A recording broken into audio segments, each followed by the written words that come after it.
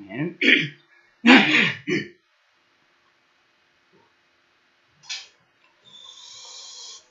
여러분, 또 오늘 이제 이 본문의 말씀을 보니까 어디서 많이 읽은 말씀 같죠?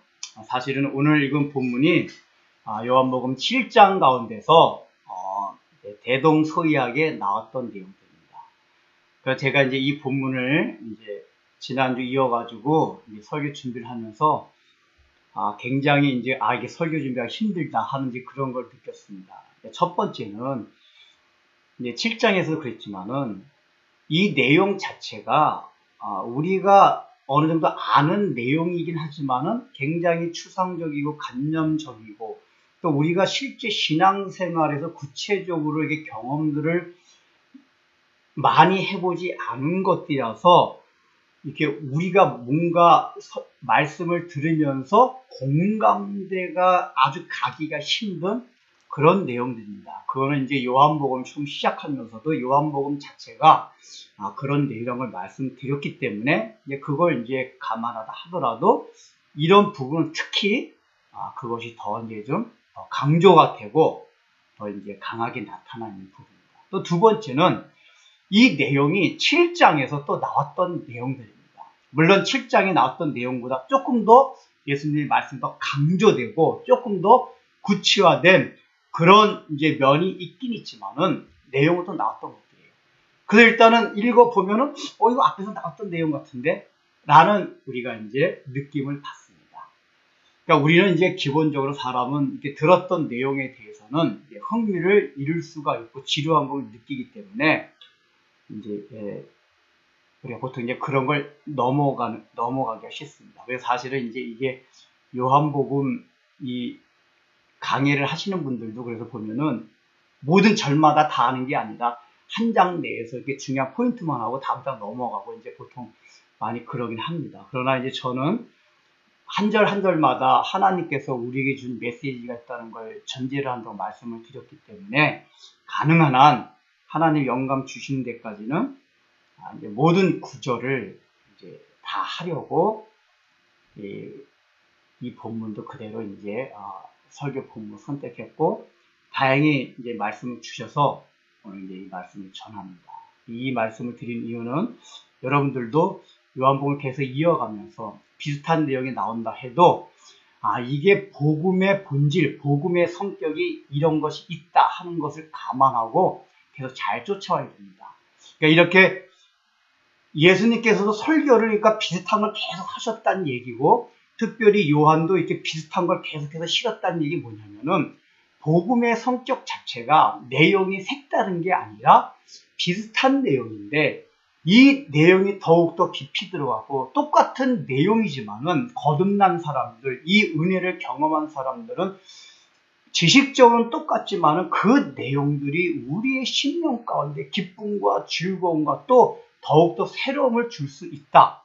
이게 복음과 일반 세상 지식의 차이점입니다. 그래서 복음을 제대로 깨달은 사람은, 그래서 거듭나서 하나님의 말씀에 천착한 사람들은 듣고 들은 걸 또 들어도 너무나도 좋다. 그러니까 이게 기본적으로 성경을 읽으면서 이런 마인드가 우리 마음 가운데 딱 전제되어 있어야만 합니다. 그래야지 성경 읽는 것이 또 설교 듣는 것이 지루하지 않고 그 가운데 있는 하나님의 진리를 발견할 수가 있습니다. 자, 오늘 이제 읽은 내용이 뭡니까? 읽은 내용은 예수님이 자기 증거를 하신 겁니다. 계속해서 요한복음에서 예수님이 당신이 누구신가를 증거하고 있습니다.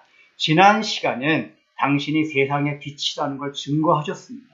그 다음에 이제 그거 이어서 더욱더 예수님이 누구시라는 것을 강조하고 있는데 오늘 읽은 내용을 보면은 유대인들이 듣기는 더욱더 강력한 말씀. 그러니까 아예 예수님이 하나님 본체 같은 그런 뉘앙스를 주는 의미를 생각할 수 있는 그런 말씀들을 하고 계십니다.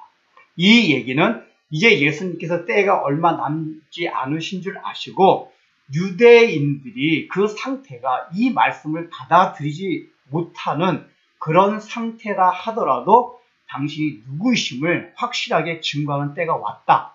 하는 것을 이제 보여주고 있습니다. 이제 오늘 본문을 이제 구체적으로 들어가면은 중요한 내용이 뭐냐면은 예수님께서 너희가 나를 찾다가 죄 가운데서 죽겠고 내가 가는 곳에는 너희가 오지 못하리라는 말씀으로 시작을 하고 그와 비슷한 말씀이 24절, 25절에서 계속해서 이어집니다. 그러니까 이제 제일 중요한 내용이 뭐냐면 너희가 지금 나를 믿지 아니하면은 죄 가운데 죽는다 라는 말씀이 요 본문상에서 핵심적인 내용입니다. 왜 죄 가운데 죽는다고 말씀하셨냐면은 이 8장 전반부에서 지금 예수님께서는 가늠하는 여인의 사건을 통해서 지금 너희들이 가늠한 여인들만 죄 지었는 줄 알았지만 사실은 너희들도 죄인이다. 그래서 죄인이기 때문에 그 죄를 용서받을 수 있는 누군가가 필요하다는 것을 예수님께서 말씀을 통해 가르쳐 주셨습니다. 근데 그걸 유대인들이 깨닫지 못하였습니다. 그래서 이제는 선포를 하십니다. 너희가 그렇게 죄가 있음에도 불구하고 죄 가운데서 계속 살게 되면은 반드시 죽음을 당한다. 멸망을 당한다. 심판을 당한다. 라고 말씀을 해주십니다. 그런데 지금 예수님께서 이 죄 가운데서 죽는다는 내용을 설명을 하시면서 그걸 지금 세 군데에서 말씀을 하십니다. 21절에 보면은 나를 찾다가 너희 죄 가운데서 죽겠고, 그러니까 죄 가운데서 죽는데 그 원인, 배경을 지금 세 가지로 설명을 있는데 21절 보면은 나를 찾다가 너희 죄 가운데서 죽겠고, 그러니까 이 얘기 뭐냐면은 그냥 죄 가운데서 죽는 게 아니라 보충 설명입니다. 너희가 나라는 건 여기서 메시아를 말합니다. 그리스도를 말합니다. 즉 유대인들 구약 성경에 예언된 그 메시아 그리스도를 계속해서 찾다가 죄 가운데 빠지게 되고 그 빠지게 됨으로써 죽음을 당한다, 멸망을 당한다 그 얘기입니다. 즉 죄 가운데 죽는 이유, 배경이 뭐냐? 나를 찾는 거, 그리스도를 찾는 거. 우리가 생각하면 이상합니다. 아니 그리스도와 메시아를 찾는 게 좋은 건데 왜 메시아를 찾다가 죄 가운데 빠져서 죽느냐? 이건 이제 조금 더 설명을 드리겠습니다. 일단은 첫 번째는 그리스도, 메시아를 찾다가 죄 가운데 빠진다. 그 다음에 24절을 보십시오. 24절을 보면은 또 중간부에 내가 너희에게 말하길 너희가 죄 가운데서 죽으리라 하였노라. 근데 그 앞에 그러므로가 나왔습니다. 그러니까 너희가 죄 가운데서 죽으리라 하는 그 원인이 23절에 있다는 얘기입니다. 그럼 23절이 뭐죠? 너희는 아래에서 났고 나는 위에서 났으며 너희는 이 세상에 속하였고 나는 이 세상에 속하지 아니하였노라. 즉 예수님께서는 지금 그 유대인들 종교 지도자들의 상태를 뭐라고 설명하고 있냐? 너희는 지금 아래에서 났고 나는 위에서 났다. 또 아래에서 났다는 얘기는 너희는 세상에 속한 거고 나는 세상에 속하지 아니하였노라. 이 말씀을 하시면서 그렇기 때문에 너희는 죄 가운데서 죽으리라 라는 말씀을 했습니다. 그러니까 21절 또 21절과 똑같이 너희가 죄 가운데서 죽는다라는 선포를 하시는데 그 선언의 이유와 배경이 21절은 나를 그리스도를 찾다가, 근데 여기 23절과 24절의 내용은 뭐냐? 그러니까 예수님은 위에서 났고 세상에 속하지 아니하였고 그 당시 유대인들과 종교 지도자들은 아래에서 났고 세상에 속하였기 때문에 그렇다고 얘기해요. 그러니까 약간 다릅니다. 그리고 24절 후반절을 보십시오. 너희가 만일 내가 그인 줄 믿지 아니하면 너희 죄 가운데서 죽으리라. 다시 한번 세 번째 너희가 죄 가운데서 죽으리라는 선언을 하십니다. 그런데 그 선언을 하시는 앞에 내용이 뭐죠? 원인과 배경이 내가 그인 줄 믿지 아니하면 이 얘기를 하십니다. 즉 이 얘기를 우리가 알아듣죠. 내가 예수님이 그인 줄, 그가 뭐죠? 메시아인 줄, 하나님인 줄 믿지 아니하면 너희가 죄 가운데서 죽으리라. 이렇게 지금 이제 죄 가운데 거하게 되면은 지금 유대인들을 향하여 신앙생활을 잘한다고 하는 나름대로 자랑거리가 있고 자기의 능력과 힘으로 살아갈 수 있다라고 자신만만해하는 사람들한테 예수님의 말씀이 뭐냐?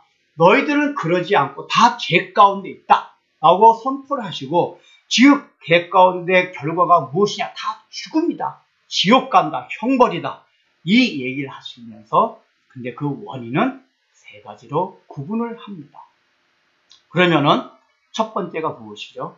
나를 찾다가 너희가 죄 가운데 빠지게 된다. 그러면은 아까 잠깐 말씀을 드렸듯이 21절에, 왜냐하면 여기 나를 찾다라는 게 제가 아까 이게 메시아 그리스도를라고 말씀드린 이유는 뭐냐? 그 당시에 유대인들은 예수님이 하나님이신 줄 제대로 알지 못했고 예수님 자체를 찾았던 건 아니었습니다. 그러나 그들이 계속해서 실제 메시아진 예수님은 몰라봤지만 구약에 예언된 메시아 그리스도는 계속 찾고 있었습니다. 그런데 그 메시아 그리스도를 찾고 있었기 때문에 실제로 이들이 실제 메시아로 오신, 하나님으로 오신 예수님을 배척하게 되었습니다. 왜냐하면 자기네 기대와 부흥에 너무나도 부합하지 못했기 때문에 예수님을 배척하게 됩니다. 그러니까 결국은 뭐냐면은 이 사람들이 예수님을 배척하는 가장 본질적인 죄악 가운데 빠지게 된 이유가 무엇이냐? 바로 그리스도, 메시아를 찾고 있었기 때문에 그렇습니다.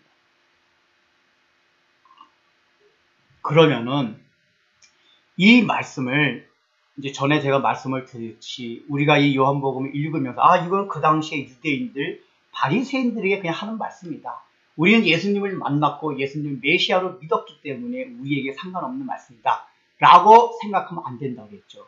이 말씀들이 그 당시에 유대인과 바리새인들한테 말씀해 준과 동시에 전 지구의 역사를 통해서 예수님의 복음을 듣고 그 당시에 예수님을 받아들인 사람, 받아들이지 못한 전 인류에게 이 성경을 보는 사람들마다 다 주시는 말씀이라고 제가 얘기해 드렸습니다. 그렇다면은 이게 오늘날 우리에게는 이게 어떻게 적용될 수 있겠습니까? 여기서 유대인들이 메시아 그리스도를 찾는다는 것 안에 의미에 무엇이 담겨 있습니까? 그들이 메시아와 그리스도를 찾았다는 것은 그들의 현실적인 삶에 있어서 당하는 여러 가지 어려운 그런 문제거리들, 힘든 것들, 그런 것을 해결하기 위해서 메시아를 기다렸고 그리스도를 찾았습니다. 그렇다면은 유대인들은 하나님을 믿는 백성이었기 때문에 구약 성경에 예언된 그 메시아가 자기네들에게 그걸 가져다 줄 거라고 알고 있었기 때문에 메시아를 찾았지만, 오늘날 보편적인 현대인들한테 메시아 그리스도는 구약 성경에 예언된 그 메시아는 아닙니다. 나름대로 메시아, 바라보고 있는 메시아 그리스도가 있습니다. 그거는 우리가 누누이 살펴봤지만 현대 사회에서는 그것이 돈일 수도 있고 권력일 수도 있고 명예일 수도 있고 또 공부 잘하는 것일 수도 있고 좋은 직장일 수도 있고 좋은 인간관계일 수도 있고, 어떤 사람은 좀 삶의 여유가 있어가지고 어떤 힐링되는 삶일 수도 있습니다. 즉 어떤 것이든지 그게 나한테 오기만 하면은 내가 참 뭔가 많은 선현들이 얘기했고 또 우리가 꿈꿔왔던 그런 이상향, 좋은 세계, 또 내가 좋은 삶의 형태를 그렇게 살아가고 있을 텐데 라고 생각하며 꿈꾸는 것들이 오늘날 우리들이 생각하는 그리스도 메시아라는 거예요. 그러니까 오늘날 그리스도 메시아는 종교적이진 않습니다. 물론 종교적인 형태의 잘못된 메시아가 그리스도 가운데 있을 수가 있어요. 그러나 대부분 교회 바깥에 오늘날 현대의 상태는 종교적인 메시아보다는 비종교적인 메시아 그리스도를 찾습니다. 즉, 이 얘기는 뭐죠? 예수 그리스도 2000년 전에 이 땅에 오셔서 십자가의 고난을 받으시고 십자가에 죽으심으로써 우리에게 구원을 가져다 주는 그 메시아가 아닌 다른 메시아 그리스도를 찾게 되면 반드시 죄 가운데 빠지게 된다 그 얘기예요. 그러니까 죄 가운데 빠진다는 얘기는 뭐죠? 이게 윤리 말씀을 계속 드렸지만 윤리 도덕적인 타락 그 이전에 하나님에 대하여 배척하고 하나님 나라에 대하여 대적하는, 그래서 늘 하나님과 분리된 상태로 살아가려고 하는 마음이 강해진다 그 얘기입니다. 죄 가운데 빠집니다. 결국은 그 마음이 지속이 되면 그 궁극적인 끝이 지옥이에요. 제가 지옥이 뭐라고 말씀드렸습니까? 지옥은 하나님과 영원히 분리된 상태가 지옥입니다. 그런데 여기서 이렇게 죄 가운데 있게 된다는 얘기는 바로 하나님을 그 마음에 두기 싫어해서 하나님을 배척하는 이런 마음들이 강해지는 걸 말합니다. 근데 이게 왜 생기죠? 그리스도를 찾다가 메시아를 찾게 되면은 바로 잘못된 메시아, 잘못된 그리스도를 찾고 추구하다 보면은 너희가 죄 가운데 빠진다. 이 말씀을 해주신답니다. 그 다음에 두 번째는 뭐죠? 너희는 아래에서 났고 나는 위에서 났으며 너희는 세상에 속하였으나 나는 세상에 속하지 아니하였노라. 똑같은 내용으로 중복해서 표현만 다르게 예수님이 말씀을 하십니다. 여기서 아래에서 났고 위에서 날 때 이거 우리가 요한복음 3장에서 예수님과 니고데모가 대화하는 가운데 거듭났다는 이 표현이 위로서 났다는 것과 동일한 표현이라고 말씀을 드렸습니다. 즉 우리가 거듭났다 하는 것은 위로서 났다. 위로서 났다는 얘기 뭐냐면 이제부터 위에 속한 사람이 됐다. 하늘에 속한 사람이 되었다. 그 얘기입니다. 그러면은 아래에서 난 사람 뭐죠? 아래에 속한 사람. 이 아래가 예수님께서 뒤에 말씀하신 세상을 말합니다. 즉 예수님이 나는 위에 속하였고 너희는 아래에 속하였다는 얘기는 뭐냐? 이 바리새인과 종교 지도자들은 하나님을 믿는 백성이었지만은 그들은 여전히 아래, 즉 세상에 속하였다 그 얘기입니다. 즉 이 세상에 속하였다는 얘기 뭐죠? 이들이 종교적인 표면적인 행사에 있어서는 하나님 나라를 추구한다고 살고 있었지만 실제 삶 가운데는 세상만 보이는, 그래서 세상의 것들을 추구하고 세상의 가치들을 사랑하는 그 상태로 살아간다는 것을 지금 예수님께서 지적하고 있는 것입니다. 그러니까 너희가 아무리 하나님 나라의 백성이라고 말은 하고 그렇게 믿고 있지만은 너희의 삶을 돌아보아라. 너희의 마음의 상태를 보아라. 너희가 지금 추구하고 있는 것이 무엇이냐? 너희가 정말 하늘에 속한 백성이라면, 위에서 난 백성이라면은 하늘의 백성답게 그 하늘나라에서 보이는 것들, 그걸 즐거워하고 그걸 추구해야 되는데 지금 그러지 않지 않느냐라고 하시면서, 그러나 예수님은 오직 생각하고 늘 집중하는 것이 하나님의 나라였어요. 어떻게 하면 하나님의 나라가 크할까? 어떻게 하면 나의 마음 가운데, 심령 가운데, 나의 삶 가운데서 하나님의 나라가 이루어질까? 오직 우리 예수님의 생각은 그거였었어요. 즉 위로부터 난 사람의 특징이 그거예요.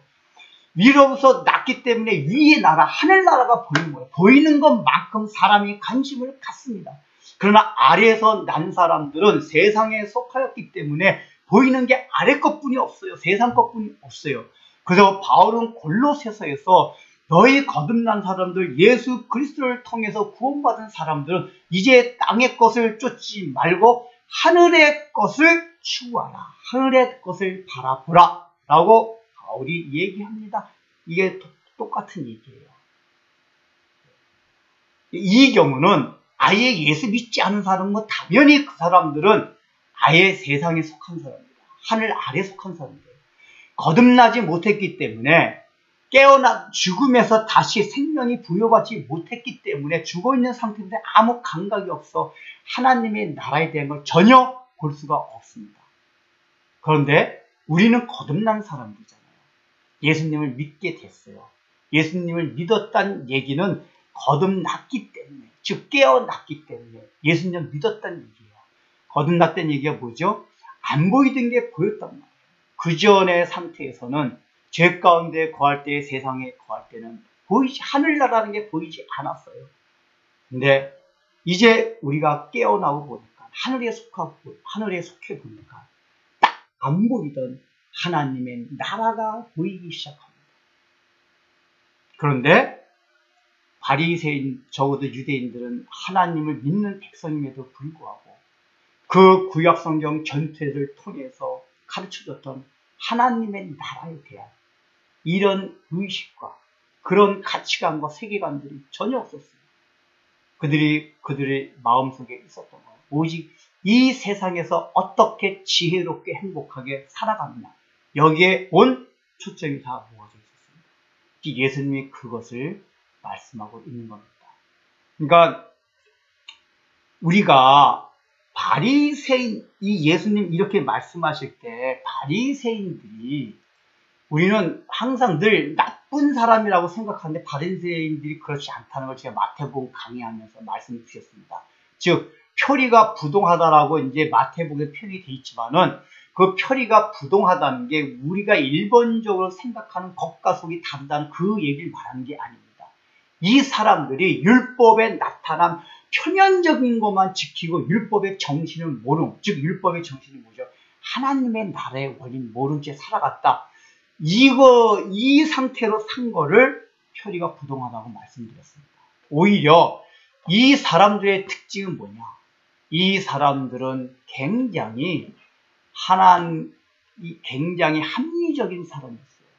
즉, 그 당시에는 이 사람들이 갖고 있던 율법적인 사고, 우리들이 지금 생각할 때 그게 굉장히 종교적이라고 생각할 수가 있습니다. 그러나 그 당시에 유대인들과 바리새인들은 조상 대대로 그렇게 살아왔기 때문에 그렇게 율법을 해석해서 살아가는 것이 그 사람들 나름대로 세계에서 가장 합리적인 세상의 그 작동 방식이었어요.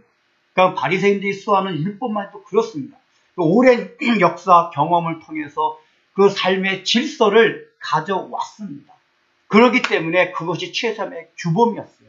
서기관과 바리새인들은 율법이 세상에 야만스럽게 떨어지지 않게, 적어도 이 세상에 윤리 도덕적으로 타락하지 않고 잘 살아가기 위해서 가장 필요한 최소한의 규범이었어요. 그래서 구약성경 그 자체의 율법에다가 여러 가지 규례를 달아서 더 정밀하게 달아서 이 사회가 질서 있게 모든 사람들이 윤리도덕적으로 바르게 살아갈 수 있도록 체계하고 확대하고 그걸 그 당시 자신들의 현실에 적용하는 방식으로 만들었던 게 그 사람들이 많은 미시나 같은 거고, 그 다음에 탈무드 같은 게 있었어요. 오늘날만 법관, 검찰, 변호사, 법대, 교수 이런 사람들이 이 사회를 위하여 어떻게 좋은 걸 생각할까 했던 게 그 당시 바리새인과 서기관들이 했던 생각들입니다. 그러니까 우리가 생각하지 그 나쁜 놈들이 아니라는 얘기예요. 굉장히 좋게 생각하고 있어요. 근데 뭐죠? 지금으로 따지면 가장 그 시대 속에선 합리적이고 이성적인 사고 방식과 그 가치관으로 살아가는 그 어떤 메커니즘, 이 체계, 사고 방식, 이게 바로 그 사람들의 상태였다. 그러니까 바리새인들은 평균적으로 볼 때 다른 일에 비해서 훨씬 모범적이었지만 율법의 범주에 묶였기 때문에 예수님이 지금 세상에 속한 사람들이라고 얘기하는 거예요. 그러나 예수님은 그 당시 사람들의 일반적인 패러다임, 그게 그 당시 유대인들한테는 율법적인 사고에서 살아가던 게 그 당시 사람들의 합리적인 패러다임이었어요. 보편적 질서였어요. 근데 예수님은 이걸 과감하게 깼어요. 왜죠? 예수님은 하늘에서 오신 분이기 때문에, 하늘에 속한 분이기 때문에 이 세상에 속한 곳에 제한받지 않았어요. 만약에 예수님이 오늘날 한국 땅에 오셨으면은 전혀 다른 패러다임을 깼을 겁니다. 이 한국 사회에서 일반적이고 합리적으로 생각하는 그 일반적인 합리적인 관점에서 가장 선하게 살아갈 수 있고 행복하게 살아갈 수 있고 이 사회 질서가 잘 유지되고 모든 사람들이 잘 살아갈 수 있다고 생각하는 가치들, 아마 예수님이 지금 오셨으면 그걸 깨버렸을 겁니다. 예수님이 그 단계에 그걸 깬 겁니다. 우리가 이걸 잘 이해합니다. 이 세상에 속해 있다는 것이 바로 바리새인들이 자기네들의 이성적인 사고, 그 당시에 종교적인 전제 아래에서 가졌던 이성적이고 합리적인 사고 방식에 매여 있었다 그 얘기입니다. 다음은 오늘날 우리들도 그렇잖아요. 그 얘기예요. 우리도 하나님을 믿습니다. 바리새인들과 같이, 서기관들과 같이. 그런데 우리도 과연 아래서 난자들 같이, 세상에 속한 사람들 같이 살지 아니하냐 그 얘기예요. 이게 예수님 때도 그렇고 오늘날도 그렇고 세상에 가장 합리적이고 가장 세상 사람들이 우리 이성에 합할 수 있는 가장 보편적인 패러다임이 뭐죠? 자기 힘과 능력이 있어서 자기 것을 갖추고 살아가는 방식들이 다 일반적인 사고 방식이고 패러다임입니다. 근데 우리가 예수를 믿었음에도 불구하고 그 당시 바리새인들과 같이 종교적인 형식은 잘 지키는데 실제적으로 우리의 삶 가운데서 내가 하나님의 능력을 온전히 의지하고 살아가지 않습니다. 이거는 우리가 계속해서 나오는 얘기예요. 그러나 이 얘기는 우리가 계속해서 들어야 됩니다. 왜 그렇죠? 우리가 예수를 믿음에도 불구하고 우리는 분명히 어떻게 생각하냐? 예수님이 나의 죄들, 어떤 육신, 윤리, 도덕적인 죄 같은 건 다 용서함 받았어. 지옥 가지 않아. 그러니까 그러면은 내 공로가 하나도 없이 예수님의 피공로로 온전히 구원받았다는 걸 받아들여요. 근데 사실은 그 안에 뭐가 있냐면은 나의 모든 삶, 그냥 거기서 내 힘과 능력, 의지라는 거는 단순하게 윤리, 도덕적인 차원만을 말하는 게 아니에요.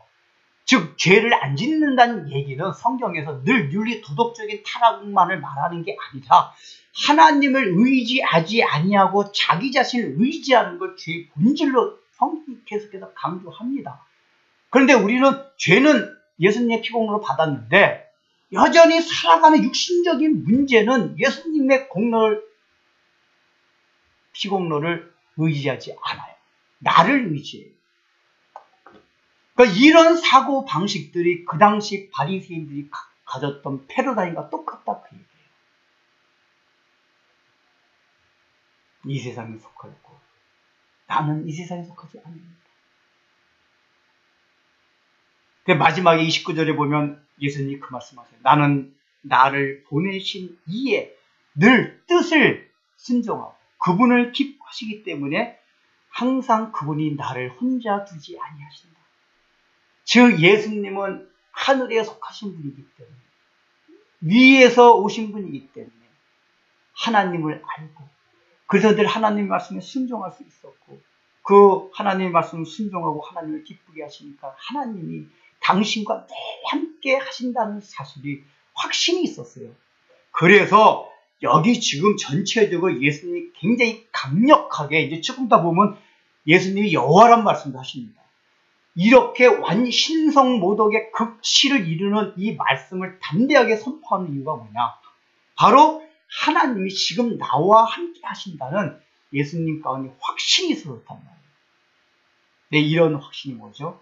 그분이 위에서 오신 분이기 때문에 그래요.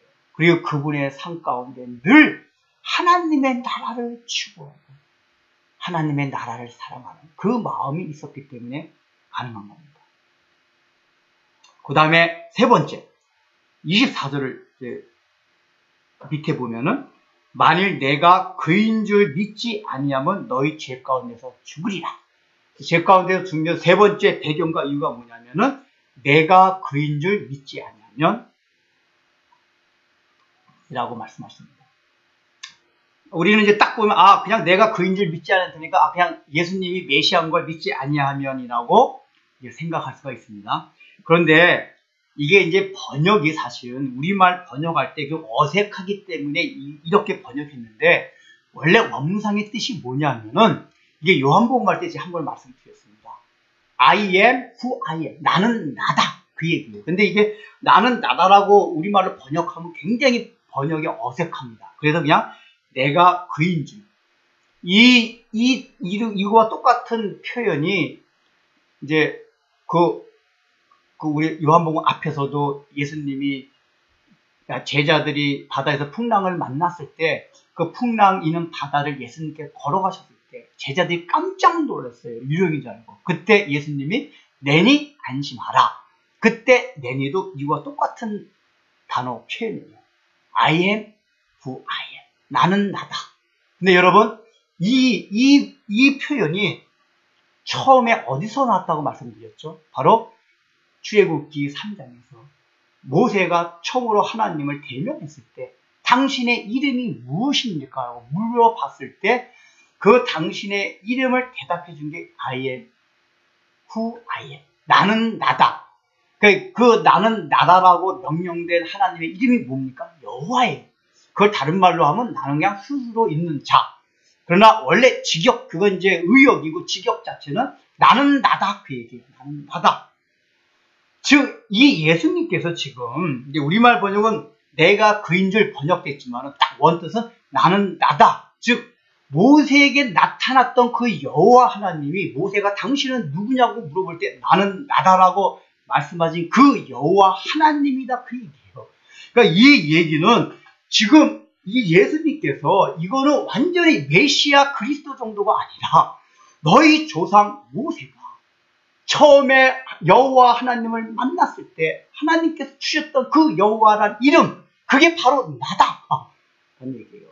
그러니까 구약에서 여호와란 이름이 나올 때 여호와란 이름 안에는 성부, 성자, 성령 하나님이 사실 다 내포가 되어 있습니다. 그것이 이제 그거는 지금 제가 오늘 설명이 좀 이것만 설명을 길기 때문에 생략을 하는데, 이제 예를 들면 이사야서 같은데 예수님이 메시아가 올 걸 예언하는 말씀 가운데서도 메시아라고 표현하지 않고 여호와의 길을 예비하라, 평탄케 하라, 여호와의 길을 예비할 한 사람이 나타나니, 즉 세례 요한을 표현할 때도 예수님을 여호와라는 그 예언의 말씀이 표현이 됩니다. 그러니까 여호와는 이 문맥상 성부 하나님도 있고 성자 하나님도 있고 항상 하나님이 나타날 때 성부, 성자, 성령 하나님 다 같이 되어 있습니다. 나다, 나는 나다. 즉 이 얘기는 뭐죠? 지금 예수님께서는 이스라엘 백성이 벌벌 떠서 여호와라는 이름을 함부로도 부르지 못해요. 고유명사라서. 그래서 이스라엘 백성들 그걸 아도나이, 주님이라고 표현했어요. 감히 우리가 여호와를 어떻게 부른다. 근데 그 벌벌 떠는 여호와 하나님이 바로 나다. 이렇게 얘기하는 거예요. 이게 얼마나 기가 막힌 말씀입니다. 그러니까 사실은 이게 신성모독의 그 당시에 유대인들로의 사고방식을 신성모독의 극치를 지금 예수님이 지금 얘기해 주는 거예요. 그러면 이 얘기가 뭐죠? 내가 그인 줄 믿지 아니하면, 그러니까 이거는 내가 그리스도인 줄 메시아인 줄 믿지 아니하면 더 차원을 깊게 들어가서 내가 바로 구약에 모세에게 나타났던 그 여호와 하나님인 줄 믿지 아니하면 너희가 죄 가운데 빠지게 되고 죽으리라, 그 얘기예요. 그러니까 이 예수님은 구약에 예언된 메시아 그리스도일 뿐만 아니라 바로 여호와 하나님. 물론 이 당시에는 삼위일체 교리가 없었지만은 이런 걸 통해 가지고 삼위일체 교리가 형성이 된 겁니다. 바로 이 예수님이 창세전부터 성부 하나님과 함께 하셨던 그 여호와시다. 그러니까 우리가 예수를 믿는다는 얘기는 그 예수님의 정체성, 메시아하고 그리스도일 뿐만 아니라 그분은 창세전부터 성부 하나님과 함께 계셨던 그 성자 하나님이셨다. 이거를 믿고 받아들여야 된다, 그 얘기입니다. 그래서 이제 이거에 관해서 더 자세한 설명이 25절에 나옵니다. 이 말을 하니까 이 유대인들이 이 말도 안 되는 얘기 지금. 그러니까 지금 유대인들이 볼 때는 예수님이 거의 미치광이 같은 얘기를 하고 있는 거예요. 오늘날도 우리가 뭐 어떤 얘기할 때 야, 나 하나님이야, 뭐 이런 식으로 얘기를 하고요. 저 미친놈이야, 이런 식으로 우리가 생각을 합니다. 그러니까 거의 그런 식이에요. 이 사람 너무 어이가 없어요. 도대체 너 누구인데 비아냥 거리듯이 질문을 합니다. 그때 예수님께서 뭐라고 말씀하셨죠? 나는 25절을 보면 나는 처음부터 너희에게 말하여 온 자니라. 이 처음부터가 뭐죠? 요한복음 1장에서 태초에 말씀이 계시니라. 이 말씀이 우리와 창세전에 하나님과 함께 하셨고 그 말씀을 통하여 천지만물을 지으셨다고 얘기를 했어요. 제가 왜 그때 요한복음 1장에서 그 말씀이라는 건 바로 예수님을 가리킨다고 말씀을 드렸고, 말씀이라고 표현한 이유가 뭐라고 그랬죠? 예수님은 삼위일체 하나님 가운데서 성부 하나님을 계시하는 말씀에 그 역할을 하시는 분이기 때문에 성자 하나님 말씀으로 표현했어요. 그러니까 천지 만물 지을 때 말씀으로 가라사대 말씀으로 지으셨잖아요. 즉 이미 천지 만물 지을 때부터 성부 하나님과 성자 하나님, 성령 하나님이 함께 관여하셨다 그 얘기입니다. 그러니까 여기서 지금 예수님께서 말씀하신 게 나는 처음부터 너희에게 말하여 말씀하여 온 자니라. 창세 전부터 태초부터 라고 얘기를 하는 겁니다. 아마 이런 얘기를 듣고 진짜 유대인들이 아마 막 머리가 돌았을 겁니다. 저 미친놈 새끼야. 처음부터 말하여 온 자니라. 예수님이 아주 담대하게 이 말씀을 하십니다. 그러나 예수님이 그 뒤에 말씀하신 내용도 있습니다. 그 내용들은 뭐죠? 나는 내가 그에게 들은 그것을 세상에 말하노라. 또 그가 말씀하지 아니하신 건 내가 말하지 아니한다. 즉 이 얘기 뭐냐? 하나님이신데 나는 그분에게 종속된 존재다라고 또 얘기를 해요. 그러니까 성자 하나님은 하나님과 동일하게 우주 만물을 지으시부터 말씀으로 함께 지으셨고 모세에게도 함께 나타나셨던 분인데 또 존재론상으로는 뭐냐? 성부 하나님께 종속된 분이다라는 걸 얘기합니다. 그러니까 질서상 늘 성부 하나님의 말씀을 받아서 그분의 뜻이 아니면 얘기하지 아니하고 그분의 뜻이 아니면은 행하지 아니한다 라고 얘기를 합니다.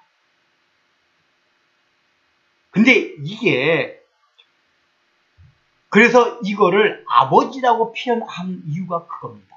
아버지라고 표현하는 게 고대 중근동 사회에서는 뭐냐면은 아버지가 그 아들에게 전달하고 그 다음에 이렇게 전해주는 모든 것들은 똑같다라는 그 정권 대사라는 이미지가 중동 사람들, 중동 문화에서 굉장히 강했습니다. 그러니까 이제 이 이미지를 예수님이 차용하신 거예요.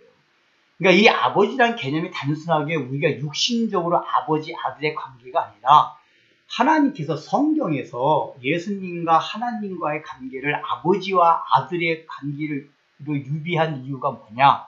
그 당시 중근동 문화 가운데서 아버지와 아들의 관계는 정권, 종속되어 있음에도 불구하고 그 계시자가 계시를 받은 사람에게 주는 모든 내용이 똑같고 그 권위가 동일하다. 이걸 얘기해 준 겁니다. 즉 하나다 그 얘기예요. 종속됐지만 하나다. 그러니까 이거를 설명하기 위해서 성경이 하나님과 성자 하나님 예수님과의 관계를 아버지와 아들의 관계로 유비하는 겁니다.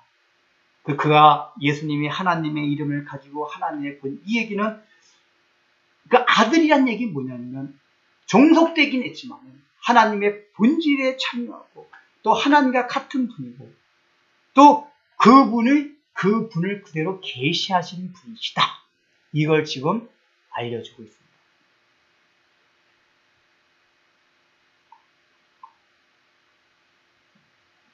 그래서 아들 젠더의 특징이 뭐냐면은 항상 그가 기뻐하시는 일을 행하심으로 라고 예수님께서 마지막에 얘기를 하세요. 왜요? 아버지와 같기 때문에 아버지가 생각하면 아버지가 기뻐하고 즐거워하는 것은 무엇이 자기한테 그대로 오기 때문에 그러니까 아버지는 계시자예요. 아들은 계시를 받은 자예요. 그러나 그것이 하나이기 때문에 이미 아버지가 기뻐하는 게 자기도 기뻐하게 됐어요. 그래서 혼자 두지 않으신다. 여기서 우리가 좀 적용해 보겠습니다. 우리도 하나님을 아버지라고 부릅니다. 그 자격을 주셨어요. 하나님과 우리들의 관계도 성경은 아비와 자녀의 관계로 설명을 하십니다. 그 이유가 뭐죠? 우리도 그거에 예수님과 같은 본질적으로 하나님의 성품에 참여할 수는 없지만은 그 하나님이 가지신 모든 영광에 참여할 수 있다는 차원에서 그런 거예요. 그런데 중요한 건 뭐죠? 원래 그 자녀가 되었으면, 아들이 되었으면은 항상 그가 기뻐하시는 일을 행하게 돼 있어요. 왜냐하면 그게 의지적으로 그러는 게 아니라 하나기 때문에 그냥 하나님이 기뻐하신 게 나도 기뻐하게 돼 있어요. 그런데 잘 생각해 보십시오. 여러분들이 과연 하나님이 기뻐하신 게 나도 좀 기뻐하고 있나? 근데 만약에 하나님이 기뻐하시는 것 같은데 내가 기뻐하지 않고 있다면은 하나님이 진짜 나의 아버지인가에 대해서 우리가 한번 심각한 생각을 해봐야 돼요. 이게 이제 다시 돌아가서 믿음과도 연관이 돼 있어요. 아까 세 가지, 너희가 죄 가운데 빠져서 죽게 되는 원인이 세 가지가 있다고 그랬잖아요. 나를 찾는, 메시아를 찾다가. 두 번째는 세상에 속하게 되면, 좀 아래에서 나게 되면. 세 번째 뭐죠?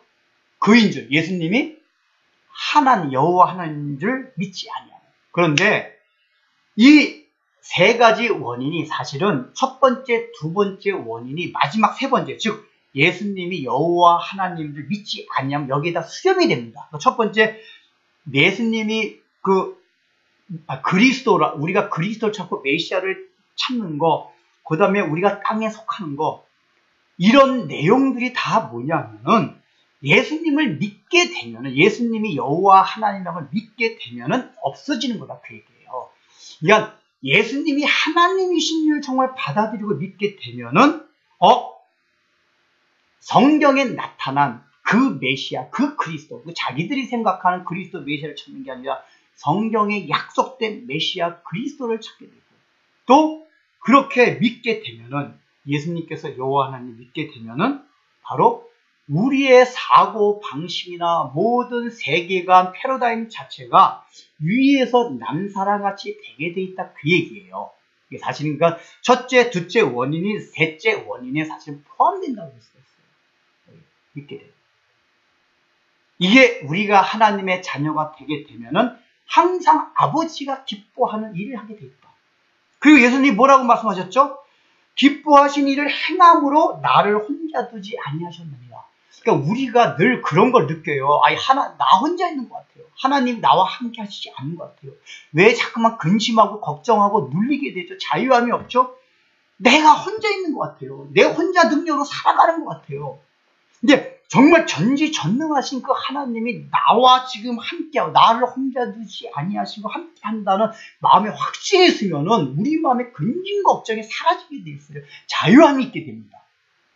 근데 우리가 실제 삶의 현장에서 보면은 늘 나 혼자 있는 것 같아요. 혼자 있으니까 어떻게 아둥바둥, 이 세상 사람들이 다 그런 거예요. 자기 혼자기 때문에 어떻게 해든지 내 능력, 내 의지, 내 힘, 내가 가진 뭐로 살아가려고 해요. 네, 이렇다는 얘기는 우리가 하나님의 자녀로서 정체성이 제대로 확립되지 않았고, 이것은 예수님이 정말 여호와 하나님이신 줄 제대로 우리가 정말 처음부터 믿을 때 그걸 잘 인지하고 정말 마음의 경험적으로 받아들이는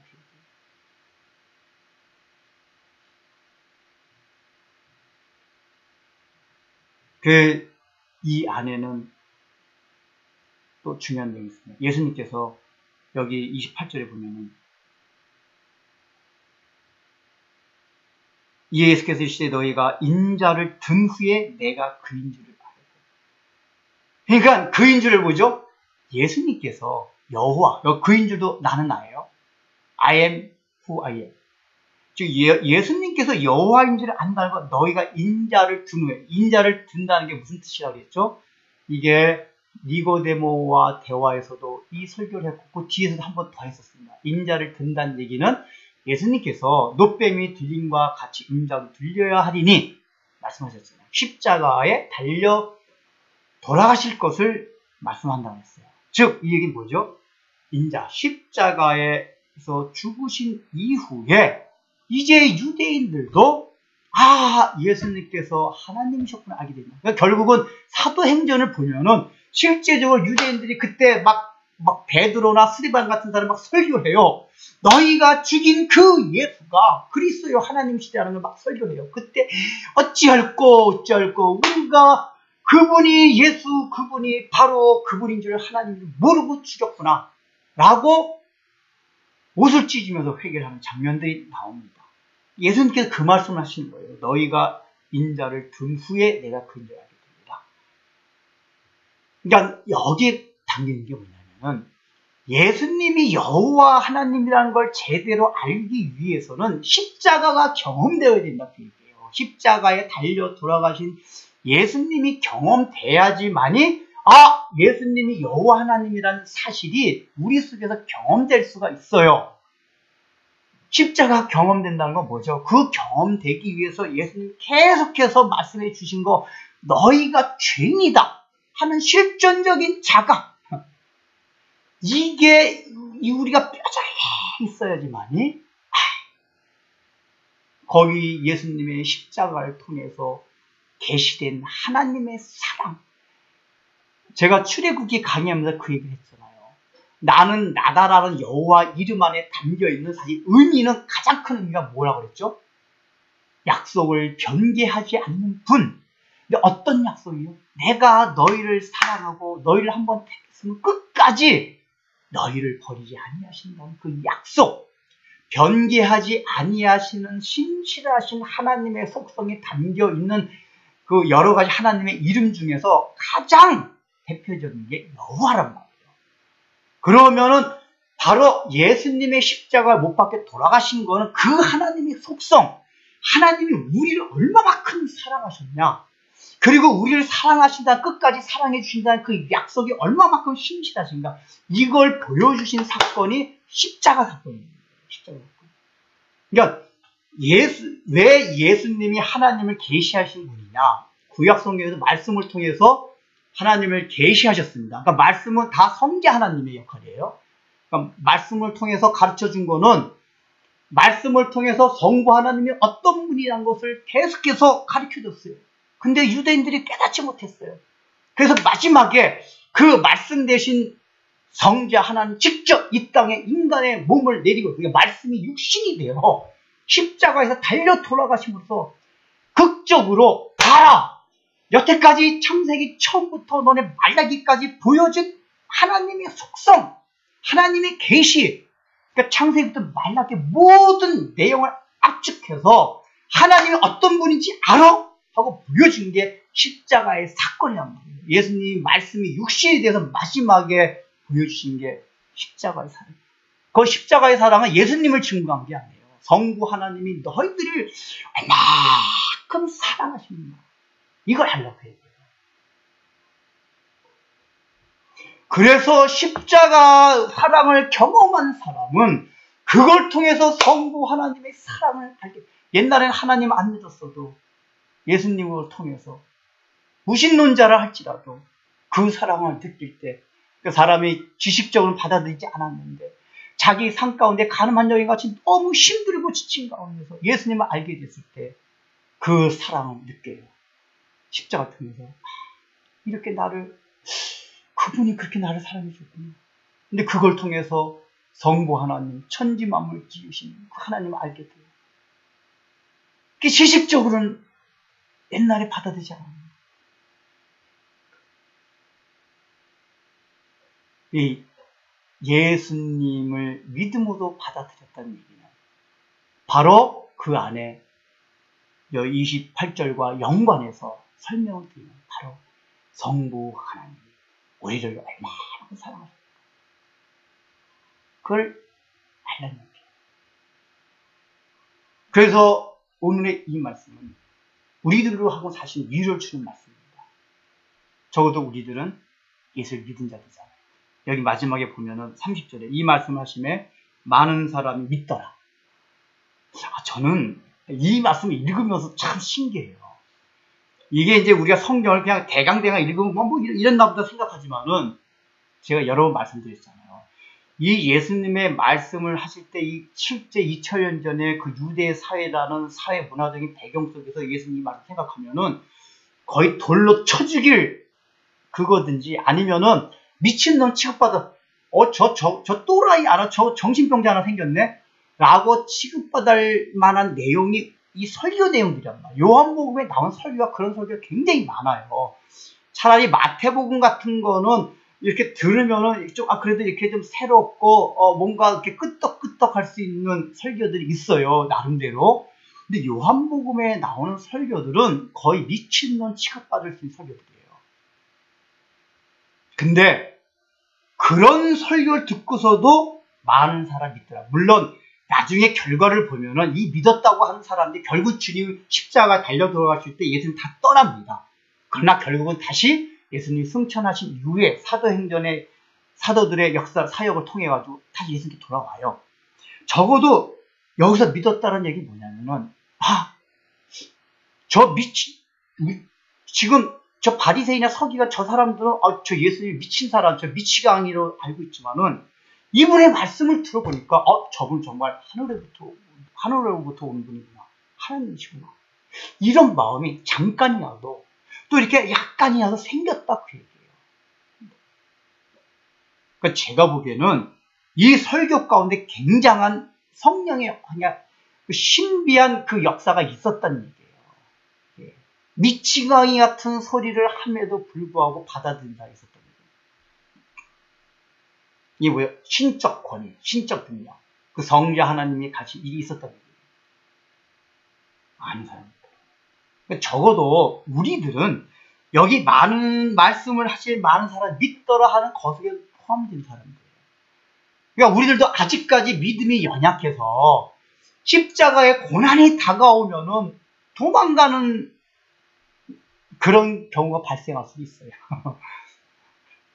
그러면 안 되겠지만. 우리 상태를 보면 다 눈에 보여요. 다 보여요. 그래도 적어도 우리는 오늘날 많은 사람들 가운데 무슨 예수게 그냥 성형 군자지 무슨 예수를 믿어. 내 주먹을 믿어라. 이런 사람보다 훨씬 나아요. 예수님의 이 말씀을 받아들이고 예수님을 하나님으로 우리는 믿고 받아들였어요. 중요한 건 뭐죠? 이제 이 믿음이 더욱 진전될 수 있고 깊어질 수 있고 그래서 주님께서 십자가 길을 계속 가고 도망가지 아니하고 끝까지 따라갈 수 있도록 그러려면 어떻게 하죠? 나를 혼자 두지 아니하셨는가? 항상 그가 기뻐하시는 일을 행함으로 즉 주님의 생각이 나의 생각 같아질 수 있도록 우리가 노력하고 기도해야 돼요. 이걸 하기 위해서 구체적으로 뭘 해야 됩니까? 이제는 내가 생각하는 인간이 보편적으로 생각하는 그리스도 메시아를 찾으면 안 돼요. 수도해야 돼요. 수도할 때 성경에 약속된 메시아 그리스도가 무엇인지를 보여줘요. 우리에게 약속된 메시아 그리스도는 십자가의 고난을 지고 가는 그 메시아구나. 제가 이제 며칠 전에도 기독교 방송 보는데 어느 분이 간증하는데 이분이 뭐 예수 믿고 나서 그냥 막 병 낳고 막 돈 잘 벌고 저도 그 얘기가 신나요. 저도 사실 신나요. 어쨌든 갑자기 예수 믿는 사람이 또 하나님의 역사한 것도 맞아요. 이분한테. 그래서 안 믿는 사람들 예수 믿어 맞아 예수 믿어 보니까 막 이렇게 그렇고 내가 연인 이렇게 막 거의 막 죽음까지 이뤘었는데 하나님이 막 그걸 살려주시고 다시 인기를 주시고 뭐 미국까지 가가지고 저기 하고 근데 물론 하나님이 그런 식으로 우리에게 역사하실 때가 없는 건 아니에요. 근데 성경에 우리에게 약속된 메시아 그리스도는 본질적으로 그게 아니에요. 십자가를 지고 계속 따라가야 된 메시아란 말이에요. 근데 우리는 그런 설교, 저만 해도 그거 들으니까 신나더라고요. 같은 예수 믿는 사람으로서. 그래서 그런 사람이 와서 한번 전도 집회하면, 아이고, 많은 사람이 나는 예수 믿어볼까. 그렇게 생각할 것 같아요.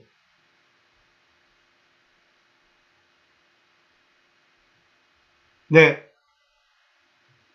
우리는 그 인간적으로 생각하는 그 그리스도 메시아를 찾는 게 아니에요. 성경에 약속된 그 메시아 찾는 겁니다. 그 두 번째, 두 번째 뭐죠? 하늘에서 아래에서 나지 아니하고 위에서 난 자다. 우리의 모습을 보십시오. 딱 스스로 딱 생각할 때, 난 위에서 난 자다. 난 아래에서 난 자다. 여러분 스스로들 느끼시죠? 그게 있죠. 자기 삶 속에 자기가 평상시 생각하는 거, 행동하는 거, 어떤 걸 좋아하는가, 뭘 좋아하는가 보면 알아요. 자기 어떤 걸 좋아하고 어떤 거에 시간을 많이 투자하는가. 이런 거면 딱 드러나요. 하늘에 속한 나, 세상에 속한 나. 그러면 이제는 이런 면에서 내가 세상에 속하지 않아. 하나님, 내가 거듭났음에도 불구하고 난 하늘의 백성인데, 하늘의 시민인데 왜 보여야 돼? 하늘나라가 안 보이기 시작하면 땅의 것만 보이죠? 그거 보이지 않게 해주세요. 이거 기도해야 돼요. 우리는 이미 예수를 믿었기 때문에 이 두 가지를 계속해서 훈련하고 기도하고 의지를 가지고 나가다 보면은 예수님이, 내가 믿는 그 예수님이 여호와 하나님, 스스로 계신 분, 변개하지 아니하는 신실하신 분, 그 예수님을 통해서 계시하신 성부 하나님이 그런 분이고, 또 그걸 통해서 날마다 깨닫게 해주신 성령 하나님을 우리 마음속에 누리면서 그 하나님이 기뻐하시는 삶을 날마다 살아가게 될 겁니다. 오늘의 결론, 예수님은 여호와 하나님이시다. 여러분, 이 믿음으로 무장돼서 예수님의 가시는 그 길을 끝까지 우리도 함께 즐거워하면서 하나님의 생각이 내 생각이 됐습니다. 그래서 우리가 하나님의 자녀라는 그 명칭에 부끄러지 않게 살아갈 수 있는